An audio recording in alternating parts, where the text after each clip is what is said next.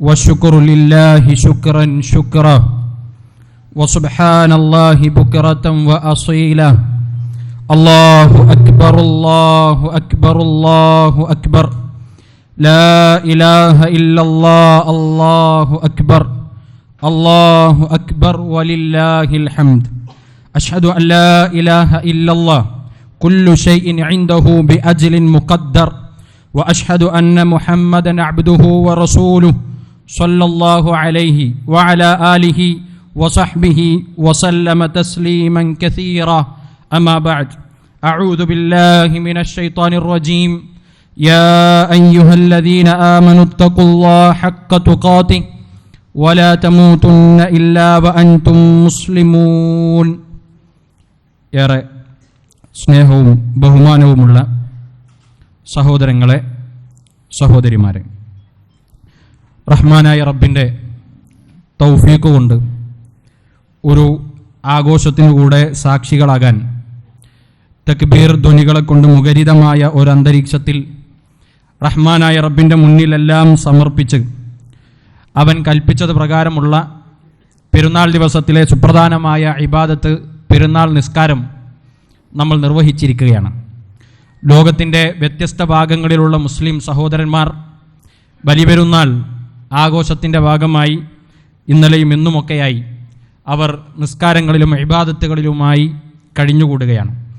ഇസ്ലാമിലെ രണ്ട് ആഘോഷങ്ങളും ശ്രേഷ്ഠമായ ഒരു പിടി നല്ല ദിനങ്ങളുടെ പരിസമാപ്തിയായിട്ടാണ് രണ്ട് പെരുന്നാളിൻ്റെയും ദിവസങ്ങളെ അള്ളാഹു സംവിധാനിച്ചിട്ടുള്ളത്. ഫിത്ർ പെരുന്നാളാണെങ്കിൽ പരിശുദ്ധ റമദാൻ മാസത്തിൻ്റെ ഒരു മാസം നീണ്ടു നിൽക്കുന്ന റമദാനിലെ വ്രതാനുഭൂതി കൊണ്ട് നമുക്ക് കിട്ടുന്ന ഈമാനികമായ ആവേശത്തിൻ്റെ പരിസമാപ്തിയിലാണ് നമ്മൾ ഫിത്ർ പെരുന്നാൾ ആഘോഷിക്കുന്നത്. ഇനി ബലിപെരുന്നാളാണെങ്കിൽ, ഈദുൽ അദ്ഹയാണെങ്കിൽ സമാനമായി തന്നെ ലോകത്തിൻ്റെ വ്യത്യസ്ത ഭാഗങ്ങളിൽ നിന്ന് മില്യൺ കണക്കിന് ഹാജിമാർ തെൽബിയത്ത് ചൊല്ലി ഒരേ വസ്ത്രം ധരിച്ച് പരിശുദ്ധ ഭൂമിയിലെത്തി കഴിഞ്ഞ ദിവസങ്ങളിലൊക്കെ ഹജ്ജുമായി ബന്ധപ്പെട്ട കർമ്മങ്ങളിൽ ഏർപ്പെട്ടു.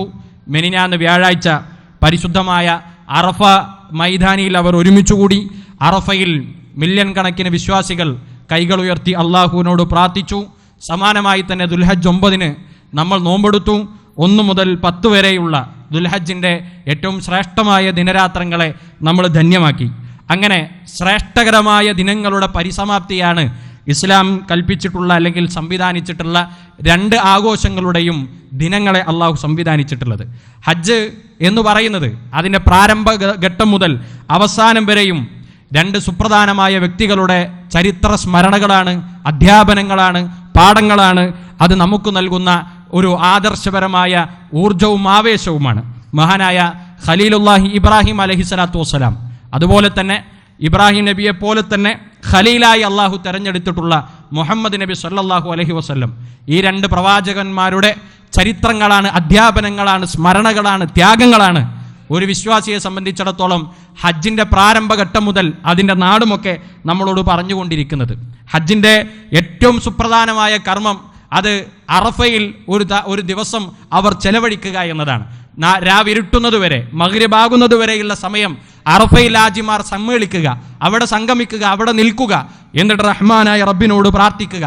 അതാണ് ഹജ്ജിൻ്റെ വ്യത്യസ്തങ്ങളായ കർമ്മങ്ങളിലെ ഏറ്റവും പ്രധാനപ്പെട്ട കർമ്മം. അൽ ഹജ്ജു അറഫ, ഹജ്ജ് എന്ന് പറഞ്ഞാൽ അറഫയാണ് എന്ന് റസൂലുള്ളാഹി സ്വല്ലല്ലാഹു അലൈഹി വസല്ലം പഠിപ്പിച്ചിട്ടുണ്ട്. വളരെ പുണ്യമായ ഭൂമിയാണത്. റഹ്മാനായ റബ്ബ് അറഫയിൽ സമ്മേളിച്ച് നിൽക്കുന്ന ലക്ഷക്കണക്കിന് വരുന്ന അവൻ്റെ അടിമകളെ കണ്ട് സന്തോഷം കൊണ്ട് മലക്കുകളോട് ചോദിക്കും, ഇവരെന്തിനാണ് വന്നത്, ഇവരെന്താണ് ചോദിക്കുന്നത്? റഹ്മാനായ റബ്ബിനോട് മലക്കുകൾ പറയും, അവർ നിന്നോട് പാപമോചനത്തെ ചോദിക്കുകയാണ്, ആത്മീയമായ ശുദ്ധീകരണത്തിന് വേണ്ടി നിന്നോട് ചോദിക്കുകയാണ്. റഹ്മാനായ റബ്ബ് ആ മലക്കുകളോട് പറയും, എങ്കിൽ എൻ്റെ അടിമകൾക്ക് സന്തോഷ വാർത്ത അറിയിച്ചു കൊള്ളുക, അവരുടെ ചോദ്യങ്ങൾക്കെല്ലാം ഉത്തരമുണ്ട്, അവരുടെ പാപങ്ങളെല്ലാം കഴുകിക്കളഞ്ഞിട്ടുണ്ട് എന്ന് പറയുന്ന ഏറ്റവും പരിശുദ്ധമായ ഭൂമിയാണ് അറഫ എന്ന് പറയുന്നത്. ഇനി നോക്കൂ, ഇന്നത്തെ ദിവസം പെരുന്നാൾ ആഘോഷിക്കുന്ന ദിവസം യൗമുൻ നഹർ എന്ന് ചരിത്രത്തിലൊക്കെ നമ്മൾ വായിക്കുന്ന ദിനം, നബി സല്ലല്ലാഹു അലൈഹി വസല്ലം പറഞ്ഞു, അള്ളാഹുവിൻ്റെ അടുക്കൽ ഏറ്റവും മഹത്തരമായ ദിനമാണ് വലിയ പെരുന്നാൾ ആഘോഷിക്കുന്ന ദിനം എന്നാണ് പ്രവാചകൻ സല്ലല്ലാഹു അലൈഹി വസല്ലം പരിചയപ്പെടുത്തിയത്. ഈ ഹജ്ജിൻ്റെ കർമ്മങ്ങളിലെ സുപ്രധാനമായ അറഫയിലും അത് കഴിഞ്ഞ യൗമുൻ നഹറിലും റസൂലുള്ളാഹി സ്വല്ലല്ലാഹു അലൈഹി വസല്ലം അവിടുത്തെ വിടവാങ്ങൽ പ്രസംഗം നടത്തുന്ന വല്ലാത്ത വൈകാരികമായ രംഗങ്ങൾ ചരിത്രത്തിൽ നമ്മൾ വായിക്കുന്നുണ്ട്. പ്രവാചകൻ സല്ലല്ലാഹു അലൈഹി വസല്ലം സ്വഹാബികളോട് പറഞ്ഞു, ഇതാ എൻ്റെ അനുചരരെ, ഇതെൻ്റെ അവസാനത്തെ സംസാരമാണ്. ഈ നാട്ടിൽ നിന്ന് ഇനി ഞാൻ നിങ്ങളെ അഭിസംബോധന ചെയ്യുകയില്ല, എൻ്റെ സമയം അവസാനിക്കുകയാണ് എന്ന് സൂചിപ്പിക്കുന്ന രൂപത്തിൽ റസൂലുള്ളാഹി സ്വല്ലല്ലാഹു അലൈഹി വസല്ലം ജനങ്ങളെ, വിശ്വാസികളെ, സ്വഹാബികളെ അഭിസംബോധന ചെയ്തുകൊണ്ട് നടത്തുന്ന വളരെ വൈകാരികമായ സംസാരങ്ങളുണ്ട്. പിറ്റേ ദിവസം പ്രവാചകന്റെ ജീവിതത്തിലെ അവസാനത്തെയും ആദ്യത്തെയും ഹജ്ജ് നിർവഹിക്കുന്ന വിടവാങ്ങൽ ഹജ്ജിന്റെ ദിവസത്തിൽ, പെരുന്നാളിന്റെ ദിവസത്തിലും ഇതുപോലെ അനുചരന്മാരോട് വ്യക്തമായ മൂല്യവത്തായ ചില നിർദ്ദേശങ്ങൾ മഹാനായ റസൂലുള്ളാഹി സ്വല്ലല്ലാഹു അലൈഹി വസല്ലം നൽകുന്നുണ്ട്. അതൊരു വൈകാരിക നിമിഷമാണ്. ആത്മീയമായി നമ്മളെല്ലാവരും ഉൾക്കൊള്ളുന്ന, അല്ലെങ്കിൽ അംഗീകരിക്കുന്ന, നമ്മൾ അനുധാവനം ചെയ്യുന്ന മഹാനായ പ്രവാചകൻ സല്ലല്ലാഹു അലൈഹി വസല്ലമയുടെ വിടവാങ്ങൽ സംസാരം, അത് മുഴുവൻ മനുഷ്യരെ സംബന്ധിച്ചും പ്രത്യേകിച്ച് വിശ്വാസികളെ സംബന്ധിച്ച് അത് വികാര നിർഭരമാണ്. അത്രമേൽ വൈകാരികമായി നമ്മൾ നെഞ്ചോട് ചേർക്കേണ്ട വാചകങ്ങളാണ്. നബി സല്ലല്ലാഹു അലൈഹി വസല്ലമയുടെ ആ ദിവസത്തിൽ വളരെ വിചിത്രമായ ഒരു ചോദ്യം നബി ചോദിക്കുകയാണ്. അലാ തദ്റൂന അയ്യു യൗമിൻ ഹാദാ. ഹജ്ജിനു വേണ്ടി ഹിറാൻ കെട്ടി വന്ന ഹാജിമാരായ അനുചരന്മാരായ സ്വഹാബികളോട് പ്രവാചകൻ ചോദിക്കുന്നു, നിങ്ങൾക്കറിയുമോ ഇത് ഏതാണ് ദിവസം? നിങ്ങൾക്കറിയുമോ ഈ നാട് ഏതാണ് എന്ന് നിങ്ങൾക്കറിയുമോ? സ്വഹാബികൾ പറയാണ് ആശ്ചര്യത്തോടുകൂടെ, ഇനി ഈ നാടിന്റെയും ദിവസത്തിന്റെയും ഒക്കെ പേര് മാറ്റുകയാണോ പ്രവാചകൻ ഉദ്ദേശിക്കുന്നത് എന്ന ആകാംക്ഷയോടെ ഞങ്ങൾ പറഞ്ഞു, ഇല്ല പ്രവാചകരെ, ഞങ്ങൾക്കറിയില്ല. നബി സല്ലല്ലാഹു അലൈഹി വസല്ലം ചോദിച്ചു, ഇത് പെരുന്നാളിന്റെ ദിവസമല്ലേ? അള്ളാഹു ഏറ്റവും മഹത്തരമാക്കിയ ദിവസമല്ലേ? അതേ പ്രവാചകരെ, ആണ്. ഇത് അറഫയല്ലേ? പുണ്യഭൂമിയല്ലേ? ലക്ഷക്കണക്കിന് പ്രതിഫലം ഒരു നിസ്കാരത്തിന് കൂടുതൽ കിട്ടുന്ന പുണ്യഭൂമിയല്ലേ? സ്വഹാബികൾ പറഞ്ഞു, അതേ പ്രവാചകരെ, അങ്ങനെ തന്നെയാണ്. എന്നിട്ട് നബി സല്ലല്ലാഹു അലൈഹി വസല്ലം പറഞ്ഞു, ഫഇന്ന ദിമാഅക്കും വഅംവാലക്കും വഅഅറാലക്കും അലൈക്കും ഹറാമുൻ കഹുർമതി യൗമിക്കും ഹാദാ ഫീ ശഹരിക്കും ഹാദാ ഫീ ബലദിക്കും ഹാദാ. എന്നാൽ ആ പരിശുദ്ധിയും ആ ശ്രേഷ്ഠതയും ഒക്കെ മനസ്സിലിരുത്തി ഇനി ഞാൻ പറയുന്ന വാചകങ്ങൾ നിങ്ങൾ കേൾക്കേണ്ടത്, ഇന്ന ദിമാഅക്കും, നിങ്ങളുടെ രക്തം, അതുപോലെ തന്നെ അംവാലക്കും, നിങ്ങളുടെ സമ്പത്ത്, വഅഅറാലക്കും, നിങ്ങളുടെ അഭിമാനം, ഹുർമതു അലൈക്കും ഹറാമുൻ, ഇത് നിങ്ങൾക്ക് പരിശുദ്ധമാക്കപ്പെട്ടതാണ് എന്ന് പറഞ്ഞാൽ ഏതുപോലെ? കഹുർമതി യൗമി ഹാദാ, ഇന്നത്തെ ദിവസം വിശ്വാസികൾക്ക് എത്രമേൽ പ്രിയപ്പെട്ടതാണോ അത്ര തന്നെ പ്രിയപ്പെട്ടതാണ് മനുഷ്യന്റെ രക്തം, മനുഷ്യന്റെ അഭിമാനം, മനുഷ്യന്റെ സമ്പത്ത് എന്ന് റസൂലുള്ളാഹി സ്വല്ലല്ലാഹു അലൈഹി വസല്ലം പഠിപ്പിച്ചു. മാത്രമല്ല, ദുൽഹജ്ജ് 1 മുതൽ 10 വരെയുള്ള ദിനങ്ങളുടെ ശ്രേഷ്ഠത പ്രവാചകൻ പറഞ്ഞല്ലോ, ഒരു കർമ്മവും ഈ ദിവസങ്ങളിൽ ചെയ്യുന്നതിനേക്കാൾ ശ്രേഷ്ഠമല്ല. എങ്കിൽ പ്രവാചകൻ പറയാണ്, ഈ ദിവസങ്ങളെക്കാൾ ശ്രേഷ്ഠത, അല്ലെങ്കിൽ അത്ര തന്നെ പരിശുദ്ധത മനുഷ്യരുടെ രക്തത്തിന്, ജീവന്, അവരുടെ സമ്പത്തിന്, അവരുടെ അഭിമാനത്തിനുണ്ട് എന്ന് നബി സല്ലല്ലാഹു അലൈഹി വസല്ലം പഠിപ്പിക്കുന്നു. ഈ പരിശുദ്ധ ഭൂമി, അറഫയും മസ്ജിദുൽ ഹറമും ഉൾക്കൊള്ളുന്ന പരിശുദ്ധ ഭൂമി, ആ ഭൂമിയുടെ അത്ര തന്നെ പവിത്രത മനുഷ്യന്റെ രക്തത്തിന്, മനുഷ്യന്റെ അഭിമാനത്തിന്, മനുഷ്യന്റെ സമ്പത്തിനുണ്ട് എന്ന് നബി സല്ലല്ലാഹു അലൈഹി വസല്ലം പഠിപ്പിക്കുകയാണ്. നോക്കൂ നിങ്ങൾ, ഈ പരിശുദ്ധമാക്കപ്പെട്ട ഭൂമിയുടെയും ദിവസത്തിന്റെയും ഒക്കെ പവിത്രത ഒരു മനുഷ്യന്റെ അഭിമാനത്തിന് വില കൽപ്പിക്കണമെന്ന് പഠിപ്പിക്കുന്ന, ഒരു മനുഷ്യന്റെ ജീവന് വില കൽപ്പിക്കണമെന്ന് പഠിപ്പിക്കുന്ന, ഒരു മനുഷ്യൻ അധ്വാനിച്ചുണ്ടാക്കിയ സമ്പത്തിന് പരിശുദ്ധ ഹറമിന്റെ അത്ര തന്നെ പരിശുദ്ധിയുണ്ട് എന്ന് പഠിപ്പിക്കുന്ന ഒരു സങ്കല്പവും ആദർശവുമാണ് റസൂലുള്ളാഹി സ്വല്ലല്ലാഹു അലൈഹി വസല്ലം വൈകാരികമായ അദ്ദേഹത്തിന്റെ വിടവാങ്ങൽ പ്രസംഗത്തിൽ നടത്തിപ്പോയിട്ടുള്ളത്. നമുക്കൊക്കെ അറിയാം, ഹ്യൂമൻ റൈറ്റ്സ് ഡിക്ലറേഷൻ അഥവാ മനുഷ്യാവകാശ പ്രഖ്യാപനം, ലോകം അങ്ങനെ ഒന്നിന് കാതോർക്കുന്നത് 1940 തുടക്കത്തിൽ തുടങ്ങി ലോകയുദ്ധത്തിന്റെ അനന്തരഫലമായി ഐക്യരാഷ്ട്രസഭ രൂപീകരിച്ച് അവർ പ്രഖ്യാപിച്ചുണ്ടാക്കിയ രേഖയാണ് മനുഷ്യന്റെ മാനവികമായ മൂല്യങ്ങളെക്കുറിച്ച് സംസാരിക്കുന്ന രേഖ എന്നാണ് നമ്മളൊക്കെ മനസ്സിലാക്കുന്നത്. എന്നാൽ മനുഷ്യന്റെ അഭിമാനത്തെക്കുറിച്ച്, അവന്റെ സമ്പത്തിനെക്കുറിച്ച്, അവന്റെ ജീവനെക്കുറിച്ച് മാത്രമല്ല, ഇന്ന് നമ്മൾ സംസാരിക്കുന്ന പുതിയ പുതിയ ആധുനിക ലോകത്ത് മാത്രം നമ്മൾ മനസ്സിലാക്കിയെടുത്ത മാനവിക മൂല്യങ്ങളുണ്ട്. റൈറ്റ് ടു പ്രൈവസി എന്ന് നമ്മൾ പറയും, സ്വകാര്യതയുടെ അവകാശം. ഇതിനെയെല്ലാം തലോടിക്കൊണ്ട്, സ്പർശിച്ചുകൊണ്ട് ഒരു നേതാവ്, ആത്മീയ നേതാവ് അദ്ദേഹത്തിന്റെ അനുചരന്മാർക്ക് വികാരനിർഭരമായ ഒരു സമയത്ത് കൊടുക്കുന്ന നിർദ്ദേശത്തെ, പ്രിയപ്പെട്ട വിശ്വാസികളെ, ഈ ശബ്ദം കേൾക്കുന്നവരെ, നമ്മൾ മനസ്സിലാക്കേണ്ടത്, ഇങ്ങനെ പറയുന്ന ഒരു ആദർശത്തിന് എങ്ങനെയാണ് തീവ്രവാദത്തിന്റെയോ ഭീകരവാദത്തിന്റെയോ അന്യമത സ്പർദ്ധയുടെയോ മനുഷ്യർ തമ്മിൽ മതിലുകൾ കെട്ടുന്നതിന്റെയോ ഒരാദർശമായി തീരാൻ കഴിയുക? ഒരു മനുഷ്യന്റെ അഭിമാനത്തിന് വില കൽപ്പിക്കണം പരിശുദ്ധ ഹറമിനെ പോലെ എന്ന് പറയുന്ന ഒരാദർശത്തിന് എങ്ങനെയാണ് മറ്റൊരു മനുഷ്യന്റെ, നിസ്സഹായരായി നിൽക്കുന്ന മനുഷ്യരുടെ കൂട്ടവിളിക്ക് ഉത്തരവാദിയാകുന്ന വിധത്തിൽ പൊട്ടിത്തെറിക്കാനും പൊട്ടിത്തെറിപ്പിക്കാനും ഒക്കെ സാധിക്കുക എന്ന് നമ്മളെല്ലാവരും ഒരു വേള ചിന്തിക്കേണ്ടതാണ്. ഇവിടെ ഈ തൊട്ടടുത്ത് പോലും, കഴിഞ്ഞ മാസങ്ങൾക്ക് മുമ്പ് പോലും നമ്മുടെ രാജ്യത്തിന് വേദനാജകരമായ ഒരു അനുഭവം ഉണ്ടായി. നമ്മളൊക്കെ അതിൽ സങ്കടപ്പെട്ടു. ഒരു മനുഷ്യൻ മരണപ്പെടുക എന്ന് പറഞ്ഞാൽ അതിലൂടെ നിരാലംബരായി പോകുന്ന യത്തീമുകളുണ്ട്, അനാഥകളുണ്ട്, അവരെ ആശ്രയിച്ച് ജീവിക്കുന്ന ഒട്ടനേകം വ്യക്തികളുണ്ട്. അവരുടെയൊക്കെ കണ്ണീരിന് വില കൽപ്പിക്കാത്ത ഒരാദർശത്തെക്കുറിച്ച് ഇസ്ലാം എവിടെയും പരിചയപ്പെടുത്തുന്നില്ല. മറിച്ച് മാനവിക മൂല്യങ്ങളെ ചേർത്ത് പിടിക്കാനുള്ള നിർദ്ദേശമാണ് അവിടുത്തെ അവസാനത്തെ സമയത്തിൽ പോലും പ്രവാചകൻ നിർവഹിച്ചത്. പക്ഷേ ഇങ്ങനെയൊക്കെയാണെങ്കിലും ഇസ്ലാമിനെ കുറിച്ച് വെറുപ്പുൽപ്പാദിപ്പിക്കണമെന്ന് ആഗ്രഹിച്ചും അതിനുവേണ്ടി പ്രയത്നിച്ചും നടക്കുന്ന ഒരു വലിയ വിഭാഗം ഇവിടെയുണ്ട്. അവരുടെ കണ്ണും അവരുടെ ആശയവും അവരുടെ ആമാശയവും എപ്പോഴും ചേർന്ന് നിൽക്കുന്നത് ഇസ്ലാമിൻ്റെ വികൃത രൂപത്തെ കാണിക്കുക, ഇസ്ലാമിൻ്റെ ആദർശാശയങ്ങളെ ഒപ്പിയെടുത്തും അടർത്തി മാറ്റിയും ജനങ്ങൾക്ക് മുന്നിൽ അവതരിപ്പിച്ചാൽ ഇത് പൊട്ടിത്തെറിക്കാനും, ഇത് ആളുകളെ ഇല്ലായ്മ ചെയ്യാനും, അയൽവാസികളെ തുരത്തിയോടിക്കാനും, അവനെ വേദനിപ്പിക്കാനും ഒക്കെയാണ് ഈ ഗ്രന്ഥവും ഈ മതവും പഠിപ്പിക്കുന്നത് എന്ന് പറഞ്ഞാൽ 14 നൂറ്റാണ്ടിന്റെ ചരിത്രം ഈ മതത്തിനും ഈ മതം പ്രസരിപ്പിക്കുന്ന അനുയായികൾക്കും പരിശുദ്ധ ഭൂമിയിലുമൊക്കെ ഉണ്ട് എന്ന് നമ്മൾ മനസ്സിലാക്കണം. മാനവികതയെക്കുറിച്ച് നമ്മൾ പറയുമ്പോൾ പോലും നിങ്ങൾ ആലോചിച്ചു നോക്കൂ. നമ്മുടെ കൂടെ ഇവിടെ സഹവസിക്കുന്ന അന്യസംസ്ഥാന തൊഴിലാളികളുണ്ട്, അതിഥി തൊഴിലാളികൾ എന്ന് നമ്മൾ അവരെ അഭിസംബോധന ചെയ്യാറുണ്ട്. അവരോടൊക്കെയുള്ള നമ്മുടെ ഉള്ളിൻ്റെ ഉള്ളിലൊരു മനോഭാവം എന്താണ്? എന്നാൽ മെന്നാന്ന് കഴിഞ്ഞ അറഫ സംഗമത്തിൽ ഒരേ വസ്ത്രം ധരിച്ച് വ്യത്യസ്തങ്ങളായ ദേശങ്ങളിൽ നിന്ന് വ്യത്യസ്തങ്ങളായ ഭാഷ സംസാരിക്കുന്നവർ, വ്യത്യസ്തങ്ങളായ ശൈലികളുള്ളവർ, വ്യത്യസ്തങ്ങളായ വികാരങ്ങളുള്ളവർ ഒരൊറ്റ ദൈവത്തിന്റെ മുന്നിൽ സമർപ്പിച്ച് ഒരൊറ്റ മന്ത്രം ചൊല്ലിക്കൊണ്ട് ആയിരങ്ങൾ സമ്മേളിക്കുന്ന അറഫയെ ചൂണ്ടിക്കാണിച്ചു കൊടുക്കാൻ പറ്റുന്ന ഒരു ദർശനത്തിന് ഇവിടെ മാനവിക മൂല്യങ്ങൾക്ക് അത്രമേൽ പ്രാധാന്യം പഠിപ്പിക്കുന്നുണ്ട് എന്നർത്ഥം.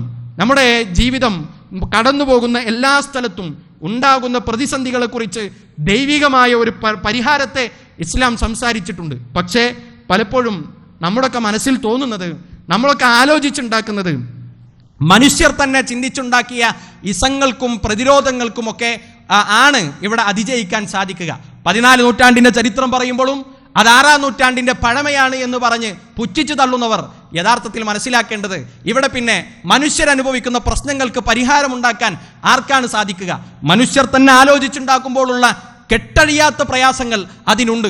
മനുഷ്യന്റെ ചിന്തക്ക് പരിമിതിയുണ്ട്, അവന്റെ കഴിവിന് പരിമിതിയുണ്ട്, അവന്റെ അറിവിന് പരിമിതിയുണ്ട്. അറിവിനും കഴിവിനും ചിന്തക്കും പരിമിതിയില്ലാത്ത സ്രഷ്ടാവ് നിശ്ചയിക്കുന്ന പരിഹാരങ്ങൾ അതെക്കാലഘട്ടത്തിലും ആളുകൾക്ക് ഉൾക്കൊള്ളാൻ കഴിയുന്നതായി പോയിട്ടുണ്ട് എന്നതാണ് ഈ നൂറ്റാണ്ടിലും ഈ ഭൂമിയിൽ ഇത് പ്രഭവമായ മക്കയിൽ നിന്ന് ഒരുപാട് വിദൂരത്ത് നിന്ന് നമ്മൾ ഒരുമിച്ച് കൂടി നിൽക്കുന്നത്. കഴിഞ്ഞ 10 ദിവസങ്ങളിൽ നമ്മൾ മുഴക്കിയ ഒരു മുദ്രാവാക്യമുണ്ട്, നമ്മൾ മുഴക്കിയ ആദർശത്തിന്റെ പ്രഖ്യാപനമുണ്ട്. അല്ലാഹു അക്ബർ, അല്ലാഹു അക്ബർ, അല്ലാഹു അക്ബർ, അല്ലാഹു അക്ബർ, വലില്ലാഹിൽ ഹംദ്.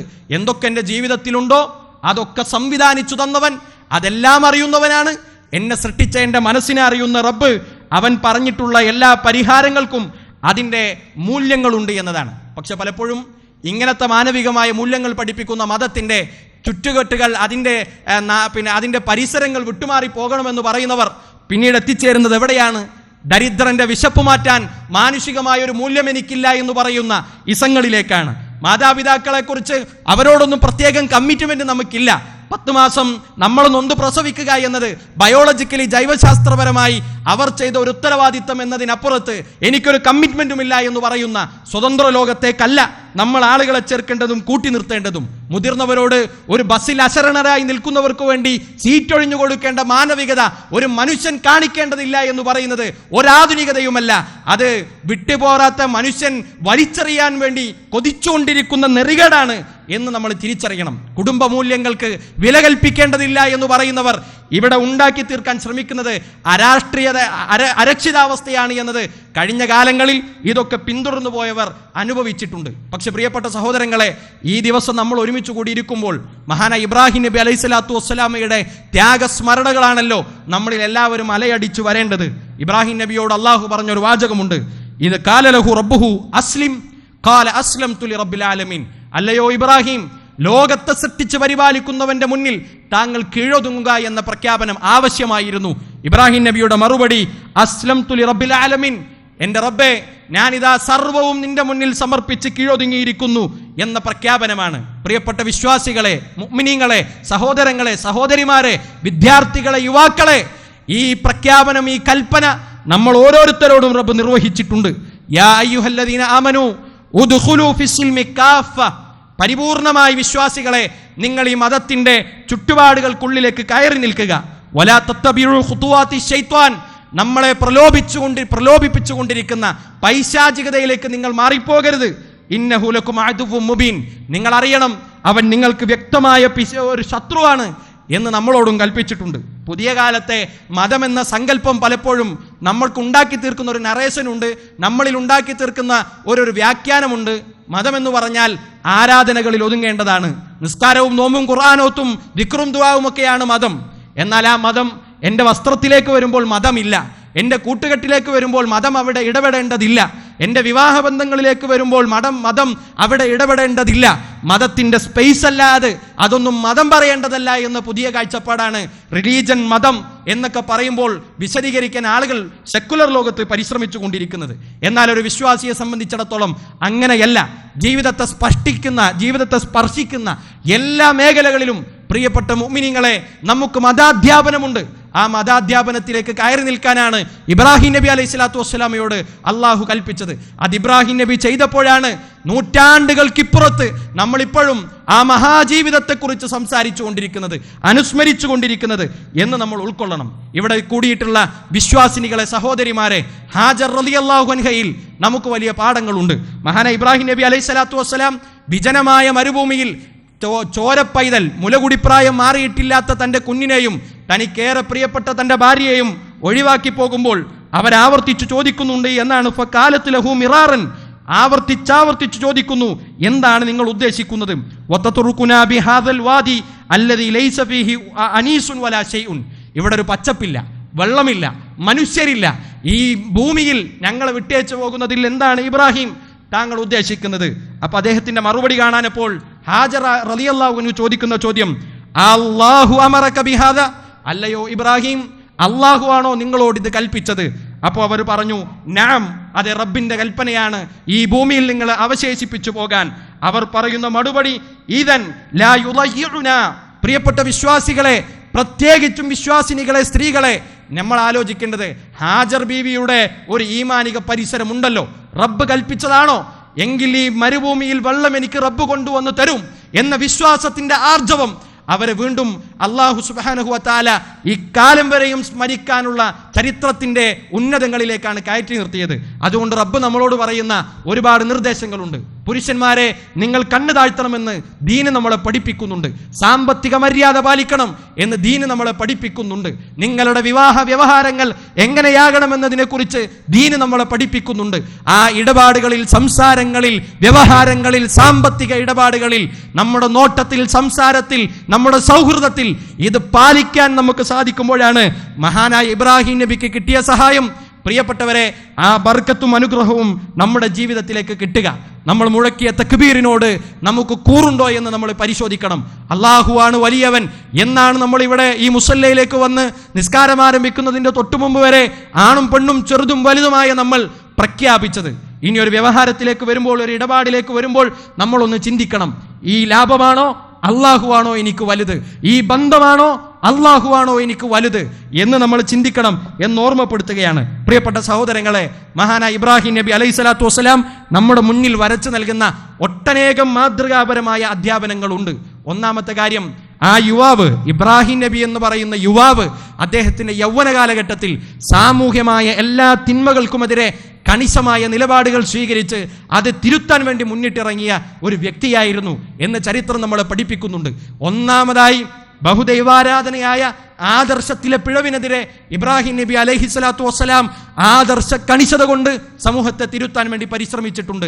അവിടുന്ന് തുടർന്നിങ്ങോട്ട് എല്ലാ നിലക്കുമുള്ള തിന്മകൾക്കെതിരെ യൗവനത്തിന്റെ പ്രസരിപ്പ് കൊണ്ട് ഇബ്രാഹിം നബി അലൈഹി സ്വലാത്തു വസ്സലാം ചെറുക്കാൻ പരിശ്രമിച്ചിട്ടുണ്ട്.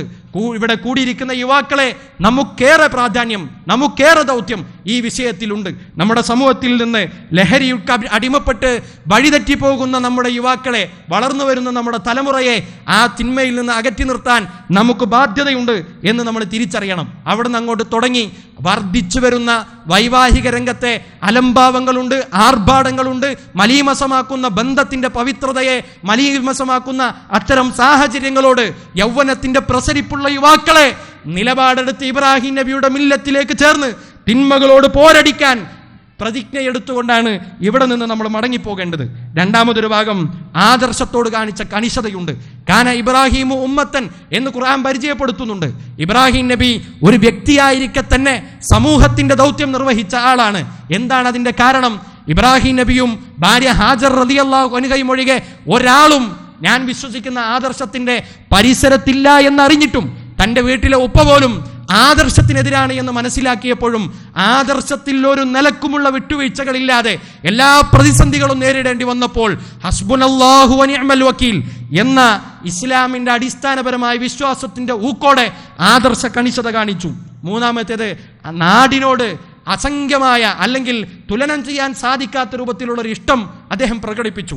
നാടിനു വേണ്ടിയുള്ള ഇബ്രാഹിം നബിയുടെ പ്രാർത്ഥന 2-3 പരിശുദ്ധ ഖുർആൻ നമ്മളെ പരിചയപ്പെടുത്തുന്നുണ്ട്.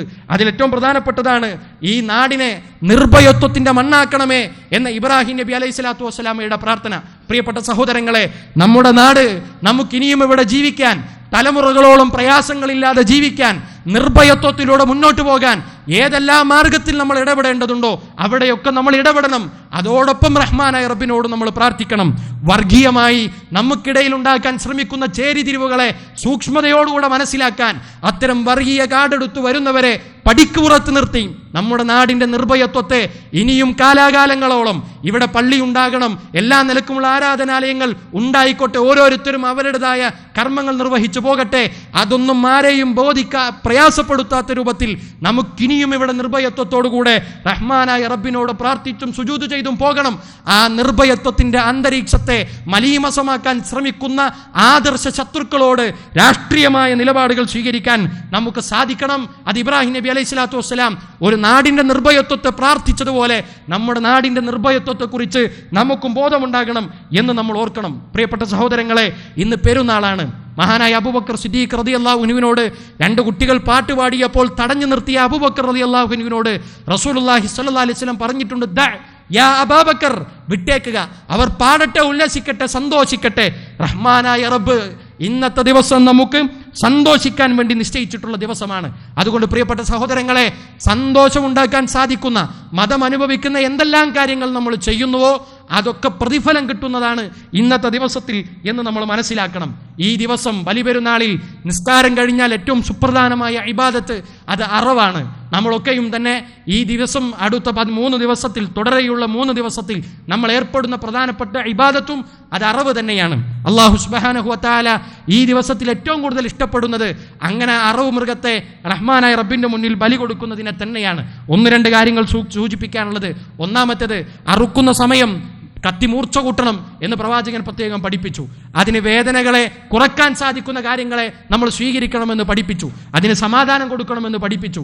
ഭയപ്പെടുത്തുന്ന രീതി നമ്മളിൽ നിന്ന് ഉണ്ടാകരുത് എന്ന് പ്രവാചകൻ പഠിപ്പിച്ചു. അറവ് മൃഗത്തെക്കുറിച്ച് ഖുർആൻ നടത്തിയ പ്രയോഗം അത് ദീനിന്റെ അടയാളമാണ് എന്നാണ്, ശിആറാണ് എന്നാണ്. വമൻ യുഅല്ലിം ശആയിറല്ലാഹ് ഫഇന്നഹാ മിൻ തഖ്വൽ ഖുലൂബ്. ആരെങ്കിലും ദീനിന്റെ അടയാളങ്ങളെ ബഹുമാനിക്കുന്നുവെങ്കിൽ അത് തഖ്വയുടെ ഭാഗമാണ് എന്നാണ് ദീന് പഠിപ്പിച്ചത്. ആ അറവ് മൃഗം ഏതോ ഒരു വലിയ ആടിനെ പോലെ മാടിനെ പോലെയല്ല, അത് റഹ്മാനായ റബ്ബിന്റെ ദീനിന്റെ അടയാളമാണ് എന്ന ഗൗരവത്തിൽ ഇടപെടാൻ നമുക്ക് സാധിക്കണം. അറുക്കുന്ന സമയത്ത് പ്രവാചകന്റെ സുന്നത്ത് ബിസ്മില്ലാ അല്ലാഹു അക്ബർ എന്ന് മാത്രം പ്രാർത്ഥിക്കലാണ്. അറുക്കുന്ന ആളാണത് പ്രാർത്ഥിക്കേണ്ടത്. നമ്മുടെ നാട്ടിലൊക്കെ കൂടി നിൽക്കുന്ന എല്ലാവരും ഉറക്കെ തക്ബീർ ചൊല്ലുന്ന ഒരു രീതി കാലങ്ങളായി തുടർന്നു വരുന്നുണ്ട്. അങ്ങനെ ചെയ്യണമെന്നില്ല, അങ്ങനെ പ്രമാണങ്ങളിലില്ല. ബിസ്മി ചൊല്ലേണ്ടത്, അല്ലാഹു അക്ബർ എന്ന് പറയേണ്ടത് അത് കത്തിവെക്കുന്ന ആളാണ് എന്ന് നമുക്ക് കാണാൻ പറ്റും. അവസാനമായി നമുക്ക് കിട്ടേണ്ടത് എന്താണ്? റഹ്മാനായ റബ്ബിന് നമ്മൾ അറുക്കുന്ന മൃഗത്തിന്റെ ഇറച്ചി വേണ്ട, രോമം വേണ്ട, അതിന്റെ രക്തം വേണ്ട. വലാകി യനാലുഹു തഖ്വാ മിൻകും. നമ്മുടെ ഉള്ളിലുള്ള അള്ളാഹുവിനോട് കാണിക്കേണ്ട തഖ്വയാണ് അറുത്ത് കഴിഞ്ഞാൽ നമുക്ക് കിട്ടേണ്ടത്. ഈ ശബ്ദം കേൾക്കുന്ന എല്ലാവരും ആലോചിക്കേണ്ടത്, നമ്മൾ ഇടപെട്ടുകൊണ്ടിരിക്കുന്ന ഒരു അറവ് കഴിഞ്ഞാൽ നമുക്കൊരു തഖ്വയുണ്ടോ? നിസ്കാരം കഴിയുന്നത് പോലെ റമളാനിന്റെ അവസാനത്തെ 10 രാത്രി അള്ളാഹുവിനോട് കരഞ്ഞു പ്രാർത്ഥിക്കുമ്പോൾ കിട്ടുന്ന ഒരു ഭക്തി പോലെ അറവിന് ശേഷം ഒരു ഭക്തി കിട്ടുന്നില്ലെങ്കിൽ ഇത് വൃഥാവിലായ ഒരു പ്രവർത്തനമായിരിക്കും എന്ന് നമ്മൾ തിരിച്ചറിയണം. അതുപോലെ തന്നെ പെരുന്നാളിന്റെ ദിവസം സ്വതക്ക കൊടുക്കൽ പ്രത്യേകം സുന്നത്താക്കപ്പെട്ടതാണ്. നബി സല്ലല്ലാഹു അലൈഹി വസല്ലം ഖുത്ബ നിർവഹിച്ചു കഴിഞ്ഞാൽ അവിടുന്ന് എഴുന്നേറ്റ് നിന്ന് ബിലാൽ റളിയല്ലാഹു അൻഹുവിനെയും കൂട്ടിപ്പിടിച്ച് 2 തട്ടത്തിന്റെ അറ്റങ്ങൾ പിടിച്ച് ആളുകളോട് സ്വതക്ക ചെയ്യാൻ വേണ്ടി കൽപ്പിക്കും. കൂടുതൽ ആളുകൾ സ്വതക്ക ചെയ്യുമായിരുന്നത് സ്ത്രീകളായിരുന്നു എന്ന് ഹദീസുകളിൽ കാണാം. അതുകൊണ്ട് പ്രിയപ്പെട്ട സഹോദരങ്ങളെ, ഇന്നത്തെ ദിവസത്തെ ഒരു പുണ്യപ്രവർത്തനമാണ്. ഈ മുസല്ല വിട്ട് പോകുന്നതിന് മുമ്പ് അത്തരമൊരു സൗകര്യം നമ്മൾ ഉപയോഗപ്പെടുത്തണം എന്ന് പ്രത്യേകം ഓർമ്മപ്പെടുത്തുകയാണ്. ഇവിടെ സാമൂഹ്യക്ഷേമത്തിന് വേണ്ടിയിട്ടുള്ള ഫണ്ടാണ് നമ്മളിവിടെ പിരിക്കുന്നത്. അഥവാ ഇതുപോലെ മുസല്ലയിലേക്ക് ഒരുങ്ങി വരണമെന്ന് ആഗ്രഹിച്ചിട്ടും വരാൻ സാധിക്കാതെ മരുന്നിന്റെ മണങ്ങളുള്ള 4 ചുവരുകൾക്കുള്ളിൽ ജീവിതം മുന്നോട്ട് കൊണ്ടുപോകുന്ന നമ്മുടെ സഹോദരങ്ങളുണ്ട്. അവർക്കുള്ള ഓഹരിയാണ് ഇന്ന് ഈദ്ഗാഹിൽ നിന്ന് പിരിക്കുക. സഹോദരങ്ങളെ, ആത്മാർത്ഥമായി നമ്മുടെ ഭാഗത്തു നിന്നുള്ള സഹായങ്ങൾ ഉണ്ടാകണം എന്ന് ഓർമ്മപ്പെടുത്തുകയാണ്. അതോടൊപ്പം ഇബ്രാഹിം നബി അലൈഹി സ്വലാത്തു വസ്സലാമയെ പ്രാർത്ഥനയെ അന്വർത്ഥമാക്കിയ ഒരു വിഭാഗത്തെ സ്മരിക്കാതെ ഇന്നത്തെ ദിവസത്തെ ആഘോഷം എങ്ങനെയാണ് ഒരു മുസ്ലിമിന് മുന്നോട്ട് കൊണ്ടുപോകാൻ സാധിക്കുക? ഇത് നമ്മുടെ നാടൊരു പരിശുദ്ധ ഭൂമിയൊന്നുമല്ല. പക്ഷെ നിർഭയത്വത്തോടുകൂടെ രാവിലെയും വൈകുന്നേരവും പെരുന്നാൾ നിസ്കാരങ്ങൾക്കും നമ്മൾ സമ്മേളിക്കുന്നുണ്ട്. എന്നാൽ ആയിരക്കണക്കിന് പ്രതിഫലം കൂടുതലുണ്ട് എന്ന് പറഞ്ഞ പരിശുദ്ധ ഭൂമിയുണ്ട്, ബൈത്തുൽ മുഖദ്ദസ്. അവിടെ നമ്മുടെ സഹോദരങ്ങൾ നിർഭയത്വത്തോടുകൂടെ സുജൂദ് ചെയ്യുമ്പോൾ ചുവരിൽ കാണുന്ന അടയാളങ്ങൾ ഉപ്പയുടെയും അളാപ്പയുടെയും മൂത്താപ്പയുടെയും മക്കളുടെയും ഒക്കെ രക്തക്കറകൾ കണ്ടുകൊണ്ട് സുജൂദ് ചെയ്യുന്ന പരിശുദ്ധ ദിനങ്ങളിൽ പോലും അവരുടെ നേർക്കുയരുന്ന വെടിയുണ്ടകളെ ഭയപ്പെട്ടു മാത്രം ആരാധനകൾ അർപ്പിക്കുന്ന നമ്മുടെ സഹോദരങ്ങളുണ്ട്. എങ്ങനെയാണ് അവരുടെ ആദർശത്തിന്റെ തനിമയെ നമുക്ക് ഉൾക്കൊള്ളാൻ സാധിക്കുക? ഹസ്ബുനല്ലാഹു വ നിഅമൽ വക്കീൽ എന്നാണ് ഇബ്രാഹിം നബി അലൈഹി സ്വലാത്തു വസ്സലാം ചൊല്ലിയ ദിക്റെങ്കിൽ ആ ഒരൊറ്റ ആദർശത്തിന്റെ ബലത്തിൽ ഒരു പക്ഷേ നമ്മൾ ആഘോഷിക്കുന്ന പെരുന്നാളിന്റെ സന്തോഷത്തെക്കാൾ വലിയ സന്തോഷത്തിൽ അവരവരുടെ കുടുംബക്കാരുടെ കൂട്ടുകുടുംബങ്ങളുടെ മക്കളുടെ ചേതനയറ്റ ശരീരങ്ങൾ ഏറ്റുവാങ്ങുന്നുണ്ട്. ഉറപ്പായും നമുക്ക് പറയാം, റഹ്മാനായ റബ്ബിന്റെ സഹായത്തോടെ മുസ്ലിമീങ്ങൾ ബൈത്തുൽ മുഖദ്ദസ് കീഴടക്കിയിട്ടല്ലാതെ, അവിടെ മുസ്ലിമീങ്ങൾ സന്തോഷത്തിന്റെ ശുക്രിന്റെ സുജൂദുകൾ നിർവഹിച്ചിട്ടല്ലാതെ ലോകം അവസാനിക്കുകയില്ല എന്ന് വഹീന്റെ പാഠങ്ങളാൽ നൽകപ്പെട്ട ഒരു സന്തോഷ വാർത്ത നമുക്കുണ്ട്. സഹോദരങ്ങളെ, സന്തോഷത്തിന്റെയും ആഹ്ലാദത്തിന്റെയും പ്രാർത്ഥനക്കുത്തരം കിട്ടുന്ന സമയത്തും നമ്മുടെ ചോരപ്പിറപ്പുകൾക്കെന്ന പോലെ അവർക്ക് വേണ്ടി പ്രാർത്ഥിക്കാൻ നമ്മൾ മറന്നുപോകാൻ പാടില്ല. അവർ നമ്മുടെ ആദർശത്തിന്റെ പേരിലുള്ള സഹോദരങ്ങളാണ്.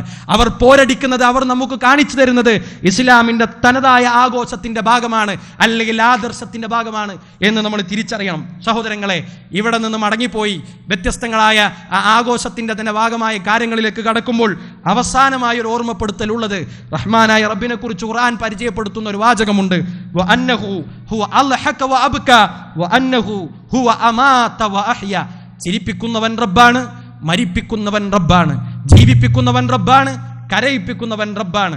ഈ ആഘോഷ തിമിർപ്പൊക്കെ കഴിഞ്ഞ് നമ്മൾ സമാധാനത്തോടെ നമ്മുടെ ബെഡിലേക്ക് തിരിച്ചു പോകുമെന്ന ഉറപ്പ് നമുക്കാർക്കും തന്നിട്ടില്ല. ഒരു വർഷക്കാലത്തേക്ക് നമ്മൾ വീണ്ടും പോകുമ്പോൾ നമ്മുടെയൊക്കെ മനസ്സിൽ തീരാ നോവായി, ഭയപ്പെടുത്തുന്ന കാഴ്ചയായി ഇന്നലെ കഴിഞ്ഞ വണ്ണം വയനാട്ടിലെ ദുരന്തം നമ്മുടെയൊക്കെ മനസ്സിലുണ്ട്. ചൂരൽമലയിൽ നിന്ന് ഒരു രാത്രി കിടന്നുറങ്ങിയവർ, പിറ്റേന്ന് നടക്കാനിരിക്കുന്ന അവരുടെ കോളേജിലെ ഉത്സവങ്ങളെ, ആഘോഷങ്ങളെ സ്വപ്നം കണ്ട് കിടന്നുറങ്ങിയവർ ആ കൂട്ടത്തിലുണ്ടാകും. നവവധുവായി നവവരനായി ഒരു വൈവാഹിക ജീവിതത്തിലേക്ക് കടക്കുന്നതിൻ്റെ സ്വപ്നങ്ങൾ നെയ്തുകൂട്ടിയവർ ആ കൂട്ടത്തിലുണ്ടാകും. ഒരു പുതിയ ജോലിക്ക് പോകുന്നതിന് വേണ്ടി തയ്യാറെടുത്ത് സ്വപ്നം കണ്ട് ചിറകു വിരിക്കാൻ ശ്രമിച്ചവർ ആ കൂട്ടത്തിലുണ്ടാകും. റഹ്മാനായ റബ്ബിന്റെ വിധി അവരുടെ ശരീരത്തിന്റെ അവശിഷ്ടങ്ങൾ നിലമ്പൂരിൽ ചെന്ന് പതിക്കുന്ന, അവിടെ നിന്ന് പെറുക്കിയെടുക്കുന്ന രൂപത്തിലേക്കാണ് അത് അവസാനിച്ചത്. ഞാൻ പറയുന്നത്, നിർഭയത്വത്തോടുകൂടെ കിടന്നുറങ്ങുന്ന കിടക്കയിൽ നിന്ന് എഴുന്നേൽക്കുമെന്ന ഉറപ്പ് നമുക്കാർക്കുമില്ല എന്നത് ഇന്നത്തെ ദിവസം 1000 തവണ മനസ്സിൽ നമ്മൾ ഓർത്തോളൂ. റഹ്മാനായ റബ്ബ് വെച്ചിട്ടുള്ള വിധിവിലക്കുകളെ പറത്താതെ നമ്മൾ സൂക്ഷിച്ചോളൂ. ആണും പെണ്ണും ഇടകലരുന്നിടത്തുള്ള നിയമങ്ങളെക്കുറിച്ച് നമ്മൾ നന്നായി ചിന്തിച്ചോളൂ. മരിക്കുമെന്ന ബോധം മനസ്സിൽ വിട്ടുപോകാതെ ജീവിക്കാൻ ശ്രമിച്ചോളൂ. അവിടെ ഇബ്രാഹിം നബിയുടെ മില്ലത്ത് നമുക്ക് ശക്തി പകരും, ആദർശപരമായ ശക്തി പകരും എന്ന് നമ്മൾ ഉൾക്കൊള്ളണം. റഹ്മാനായ റബ്ബ് എല്ലാ നിലക്കും സന്തോഷത്തോടുകൂടെ ജീവിക്കാൻ, അങ്ങനെ തന്നെ സന്തോഷത്തോടുകൂടെ മരണപ്പെടാൻ നമുക്കെല്ലാവർക്കും തൗഫീഖ് നൽകി അനുഗ്രഹിക്കുമാറാകട്ടെ. അള്ളാഹുവേ, ഞങ്ങളിൽ നിന്ന് ചെറുതും വലുതുമായ ഞങ്ങളുടെ പാപങ്ങൾ നീ ഞങ്ങൾക്ക് വിട്ടുപുറത്ത് മാപ്പാക്കി തരണം റഹ്മാനെ. ഞങ്ങളുടെ പരിശ്രമങ്ങളെ നീ ഞങ്ങളിൽ നിന്ന് സ്വീകരിക്കണം റഹ്മാനെ. അള്ളാഹുവെ, ഞങ്ങളിൽ നിന്ന് വിട പറഞ്ഞു പോയിട്ടുള്ള മാതാപിതാക്കൾ, ബന്ധുമിത്രാദികൾ, സമുദായ നേതാക്കന്മാർ, പണ്ഡിതന്മാർ, അവരുടെയൊക്കെ കബറിടം നീ വിശാലമാക്കി കൊടുക്കണം റഹ്മാനെ. പ്രവാചകന്മാരുടെ, സിദ്ദീഖുകളുടെ, ശുഹദാക്കളുടെ കൂടെ സ്വർഗീയ അനുഭൂതി ആസ്വദിക്കാൻ കുടുംബത്തോടൊപ്പം ഞങ്ങൾക്ക് നീ തൗഫീഖ് നൽകി അനുഗ്രഹിക്കണം റഹ്മാനെ. ഭയാനകരമായ നരകശിക്ഷയിൽ നിന്ന് നീ ഞങ്ങളെ കാത്തുരക്ഷിക്കണം റഹ്മാനെ. ആദർശപരമായി ഉയരുന്ന ഫിത്നകളിൽ നിന്ന് മാറി നിൽക്കാനുള്ള ആദർശപരമായ ദൃഢത ഞങ്ങൾക്ക് നൽകി നീ അനുഗ്രഹിക്കണം റഹ്മാനെ. അള്ളാഹുവെ, വളർന്നു വരുന്ന യുവത ലഹരിക്കടിമപ്പെട്ട് അലങ്കോലപ്പെട്ടു പോകുന്ന ദയനീയമായ അവസ്ഥയിൽ നിന്ന് നീ ഞങ്ങളെ നാടിനെ കാത്തുരക്ഷിക്കണം റഹ്മാനെ. ഇനിയും ഒരുപാട് കാലം നിർഭയത്വത്തോടുകൂടെ പരസ്പര സ്നേഹത്തോടുകൂടെ മുന്നോട്ട് പോകാനുള്ള ഒരു സ്ഥിതിവിശേഷത്തെ നീ ഞങ്ങൾക്കിവിടെ സജ്ജമാക്കി തരണേ റഹ്മാനെ. അള്ളാഹുവെ, പരിശുദ്ധ ഭൂമിയിൽ പ്രയാസപ്പെടുന്ന ഞങ്ങളുടെ സഹോദരങ്ങളുണ്ട്. അവരുടെ രക്തസാക്ഷിത്വത്തെ നീ സ്വീകരിക്കണം റഹ്മാനെ. അവരെ പ്രയാസപ്പെടുത്തുന്ന ദീനിന്റെ ശത്രുക്കൾ, ഫലസ്തീനിന്റെ ശത്രുക്കൾ റഹ്മാനായ റബ്ബേ, ഇരു ലോകത്തും കഠിനമായ തിരിച്ചടി നീ അവർക്ക് നൽകി അനുഗ്രഹിക്കണം റഹ്മാനെ. നമ്മുടെ ഒരു ആയുസ്സിൽ തന്നെ പരിശുദ്ധ ഭൂമിയിൽ മുസ്ലിമീങ്ങൾ സന്തോഷത്തിന്റെ ശുക്രിന്റെ സുജൂദ് ചെയ്യുന്നത് കാണാനുള്ള തൗഫീക്ക് ഞങ്ങൾക്ക് നീ നൽകി അനുഗ്രഹിക്കണം റഹ്മാനെ. പ്രയാസപ്പെടുന്ന മുഴുവൻ ആളുകളുടെയും പ്രയാസങ്ങൾ നീ ദൂരീകരിച്ചു കൊടുക്കണം റഹ്മാനെ. അള്ളാഹുവെ, എല്ലാ നിലക്കുമുള്ള നന്മയിലേക്ക് നീ ഞങ്ങളെ കൂട്ടി നിർത്തണം റഹ്മാനെ. അല്ലാഹുമ്മ ഗ്ഫിർ മുഅ്മിനീന വൽ മുഅ്മിനാത്ത് വൽ മുസ്ലിമീന വൽ മുസ്ലിമാത്ത് അൽ അഹ്യാഇ മിൻഹും വൽ അംവാത്ത് ഇന്നക മുജീബു ദഅവാതി വയാ ഖാദിൽ ഹജാത്ത്. അല്ലാഹുമ്മ അജിർനാ മിനൻ നാർ. അല്ലാഹുമ്മ അജിർനാ വലിവാലിദൈനാ മിനൻ നാർ. റബ്ബനാ തഖബ്ബൽ മിന്നാ ദുആഅനാ വഅഅമാലനാ ഇന്നക അൻതസ് സമീഉൽ അലീം വതുബ് അലൈനാ ഇന്നക അൻതത് തവ്വാബുർ റഹീം വഗ്ഫിർ ലനാ യാ ഗാഫിറൽ മുദ്രിമീൻ.